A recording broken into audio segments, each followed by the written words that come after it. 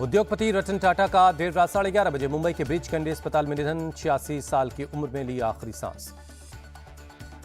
रतन टाटा के पार्थिव शरीर को उनके कोलाबा स्थित घर पर लाया गया। आज सुबह 10 बजे से शाम 4 बजे तक नरीमन पॉइंट के NCPA में अंतिम दर्शन के लिए रखा जाएगा।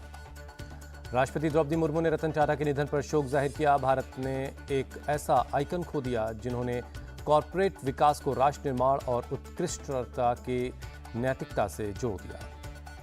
पीएम ने रतन टाटा के निधन पर शोक जाहिर किया। उन्होंने कहा कि एक विजनरी बिजनेस लीडर, दयालु आत्मा और असाधारण इंसान चला गया। पीएम मोदी ने एक्स पर पोस्ट किया, लिखा, रतन टाटा का योगदान बोर्ड रूम से कहीं आगे था। समाज को बेहतर बनाने के लिए अटूट प्रतिबद्धता से लोगों के बीच अपनी जगह बनाई।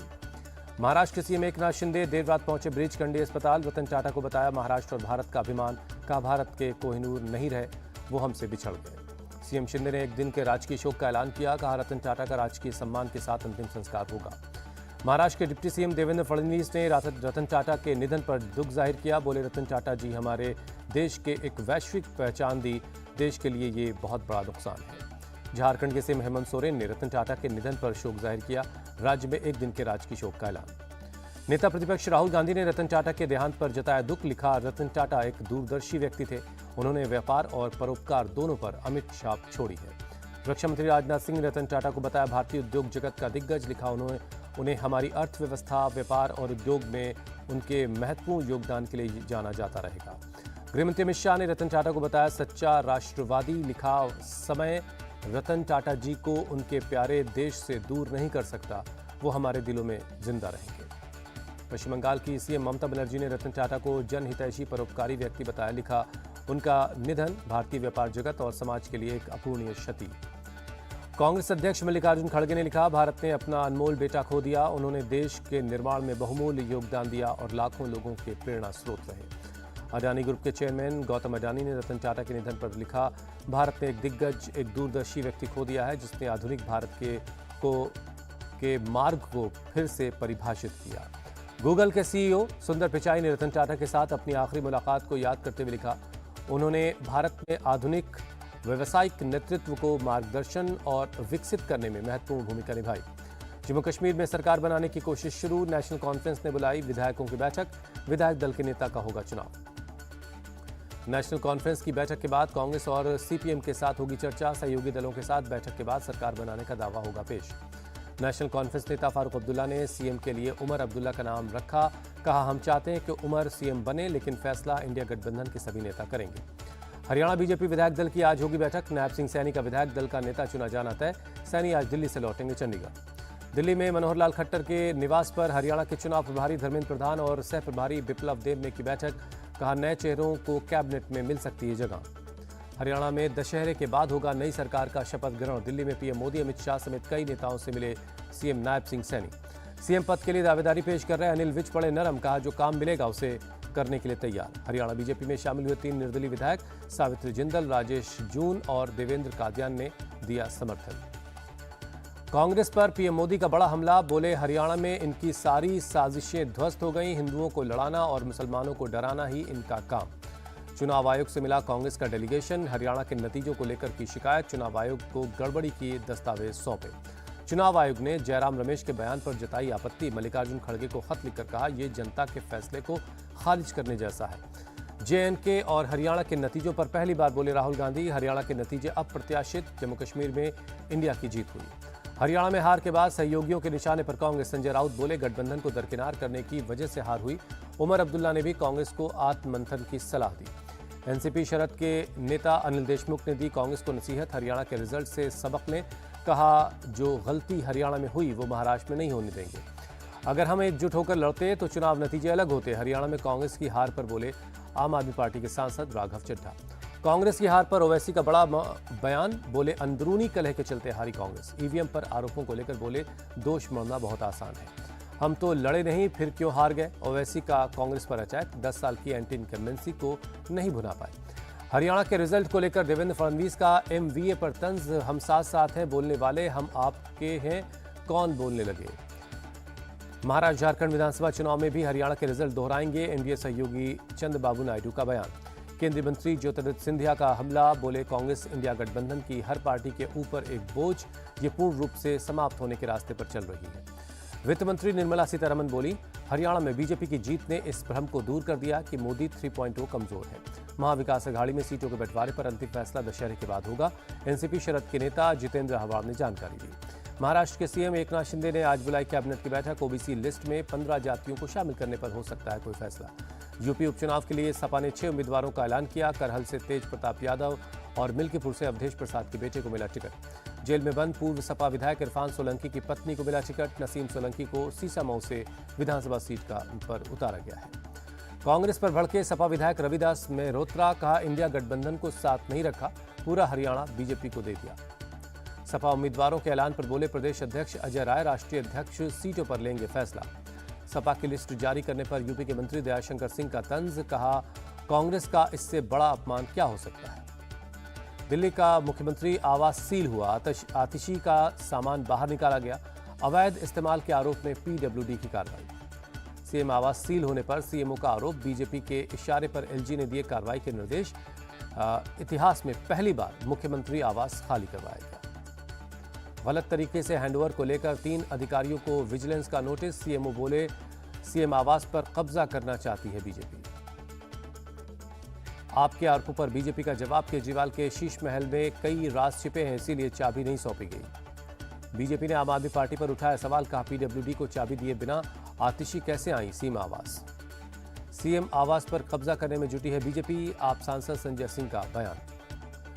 रक्षा मंत्रालय की केंद्रीय कैबिनेट ने 80,000 करोड़ के रक्षा सौदे को मंजूरी दी, अमेरिका से खरीदे जाएंगे 31 प्रीडेटर ड्रोन। रक्षा मंत्रालय नेवी के लिए 31 MQ-9 ड्रोन भी खरीदेगा।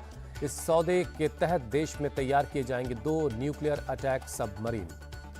चुनाव से पहले पीएम मोदी ने महाराष्ट्र को 7,600 करोड़ की सौगात दी, वर्चुअली कई परियोजनाओं की आधारशिला रखी। पीएम मोदी की महाराष्ट्र की जनता से अपील, आने वाले चुनाव में महायुति के लिए एकजुट होकर मतदान करें, बांटने की ताकत को हराएं।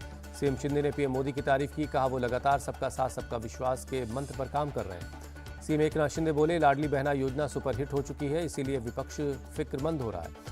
एमपी के सीएम मोहन यादव का शिवसेना यूबीटी सांसद संजय राउत को जवाब, कहा लाडली बहना योजना चल रही है, बहनों के खाते में पैसे जा रहे हैं। सीएम मोहन यादव ने दी सलाह, कहा चुनाव की वजह से जनता को न बरगलाएं, महाराष्ट्र की जनता आपके झांसे में नहीं आने वाली। कोलकाता में आरजीकर मेडिकल कॉलेज के अनशन पर बैठे जूनियर डॉक्टर से मिले पश्चिम बंगाल के गवर्नर सीवी आनंद बोस, भूख हड़ताल वापस लेने की अपील की। गवर्नर सीवी आनंद बोस ने जूनियर डॉक्टर्स को आज मीटिंग बुलाने का दिया भरोसा, कहा उनकी 10 मांगों पर चर्चा होगी और उनका समाधान निकाला जाएगा। राजस्थान के जैसलमेर में वक्फ बोर्ड की जमीन पर चला बुलडोजर, करीब 29 बीघा जमीन को अतिक्रमण मुक्त करवाया गया। कार्रवाई के दौरान बड़ी संख्या में पुलिस के जवान मौजूद रहे। वक्फ बोर्ड को 18 बीघा जमीन अलॉट है, लेकिन 47 बीघे पर किया गया था कब्जा। नगर परिषद ने अतिक्रमण पर कार्रवाई की। वक्फ बोर्ड की तरफ से कार्रवाई का विरोध किया गया। पुलिस पर वक्फ बोर्ड की 4 दीवारी तोड़ने और कब्रिस्तान को नुकसान पहुंचाने का आरोप। यूपी के भदोही में रामलीला के दौरान जेसीबी का ब्रेक फेल हो गया, हादसे में बैंड बाजा बजा रहे एक शख्स जख्मी हो गए। रामलीला में एक सीन के लिए लाया गया था जेसीबी। बिहार के बेगूसराय में एक शिक्षक के विवादित बयान के बाद हुआ हंगामा, क्लास में पढ़ाने के दौरान हिंदू देवताओं को विशेष धर्म से जोड़ा। छात्रों ने टीचर की बात को अपने घर वालों को बताई, जिसके बाद लोगों में नाराजगी देखी गई। सांसद गिरिराज सिंह भी टीचर के बयान पर भड़के। यूपी के महाराजगंज में कस्टम विभाग की बड़ी कार्रवाई, चाइनीज लहसुन, चाइनीज आम और कीवी बरामद किया गया। कस्टम डिपार्टमेंट की कार्रवाई से तस्करों में मचा हड़कंप। कस्टम ने 13 टन चाइनीज लहसुन, 1.5 टन आम और 3,800 चाइनीज कीवी पर बुलडोजर चला दिया। लखनऊ में माहौल बिगाड़ने की साजिश, लंबेश्वर मंदिर के गेट पर फेंके गए मांस के टुकड़े, पुलिस ने लोगों को समझा बुझाकर मामला शांत करवाया। यूपी के संभल में ट्रैफिक पुलिसकर्मी को मिली धमकी, चेकिंग के दौरान मुस्लिम शख्स ने चाकू मारने की बात कही। यूपी के कुशीनगर में दुर्गा प्रतिमा पर पथराव का मामला, 5 नाबालिग बच्चे, 24 पुरुष और 4 महिला गिरफ्तार। एमपी के भोपाल में एंटी ड्रग्स ऑपरेशन जारी, पुलिस ने 350 करोड़ की एमडी ड्रग पकड़ी है। बिहार में सरकारी स्कूलों के शिक्षकों और कर्मचारियों को नया फरमान, स्कूल में टी शर्ट, जीन्स जैसे कपड़े पहनकर आने पर लगी पाबंदी, नॉर्मल कपड़ों में आना होगा स्कूल। 13 अक्टूबर से 3 देशों के दौरे पर रहेंगी राष्ट्रपति मुर्मू, 19 अक्टूबर तक अल्जीरिया, मॉरिटानिया और मलावी का करेंगी दौरा। केंद्र सरकार का फैसला, दिसंबर 2028 तक मुफ्त मिलेगा फोर्टिफाइड चावल। एनीमिया और पोषक तत्वों की कमी को दूर करना इसका मकसद। 11-12 अक्टूबर को सिक्किम का दौरा करेंगे रक्षा मंत्री राजनाथ सिंह। 17 माउंटेन डिवीजन के साथ मनाएंगे दशहरा। यूपी के मथुरा में पुलिस का फ्लैग मार्च। त्योहारों को देखते हुए एक्शन में नजर आई पुलिस। शहर में सुरक्षा का माहौल बनाने के लिए पुलिस की पहल। आईजीपी आगरा ने श्री कृष्ण जन्मस्थान में पीस कमेटी की बुलाई बैठक। लोगों से शांति और भाईचारा कायम रखने की अपील की। शहरवासियों को अफवाहों से बचने की सलाह दी। नवरात्र के 8वें दिन मां महागौरी की धूमधाम से की जारी पूजा अर्चना। सुबह से मंदिरों में लग रहे जयकारे, भक्तों की लंबी कतार। मथुरा में बनाया गया माता वैष्णो देवी का आर्टिफिशियल गुफा। बड़ी संख्या में लोग देखने के लिए पहुंच रहे हैं। लोगों के लिए बना आकर्षण का केंद्र। गुजरात के साबरकांठा में मनाया जा रहा नवरात्रि महोत्सव। हजारों की तादाद में लोग शामिल हुए, गाने की धुन पर झूमते नजर आए। भरूच में भी राजपूत समुदाय ने नवरात्रि में किया गरबा। महिलाओं और पुरुषों ने हाथ में तलवार लेकर गरबा में शामिल हुए। गुवाहाटी में दुर्गा पूजा की धूम। सीएम हेमंता ने कई पूजा पंडालों में जाकर की पूजा। टेस्ट के बाद भारत का टी20 सीरीज पर कब्जा। दूसरे टी20 मैच में बांग्लादेश को 86 रनों से हराया। 3 मैचों की सीरीज पर 2-0 से अजय बढ़त हासिल की। भारत ने पहले खेलते हुए 222 रनों का टारगेट दिया। बांग्लादेश की टीम 9 विकेट खोकर सिर्फ 135 रन ही बना सकी। नीतीश रेड्डी का ऑलराउंड प्रदर्शन प्लेयर ऑफ द मैच चुने गए। महिला टी20 विश्व कप में भारत की लगातार दूसरी जीत। श्रीलंका को 82 रनों से हराया। सेमीफाइनल में पहुंचने की उम्मीद बरकरार। भारतीय महिला टीम ने पहले खेलते हुए 173 रनों का लक्ष्य दिया। श्रीलंका की टीम 19 ओवर 5 गेंदों में 90 रन पर ढेर हो गई। आईसीसी टी20 इंटरनेशनल रैंकिंग में हार्दिक पांड्या को जबरदस्त फायदा मिला। बैटिंग में 7 और ऑलराउंडर रैंकिंग में 4 पायदान की छलांग लगाई।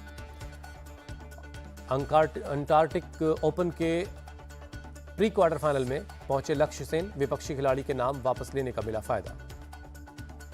एशियन टेबल टेनिस चैंपियनशिप में इंडियन विमेंस टीम को मिला ब्रॉन्ज मेडल। क्वार्टर फाइनल में साउथ कोरिया को हराया।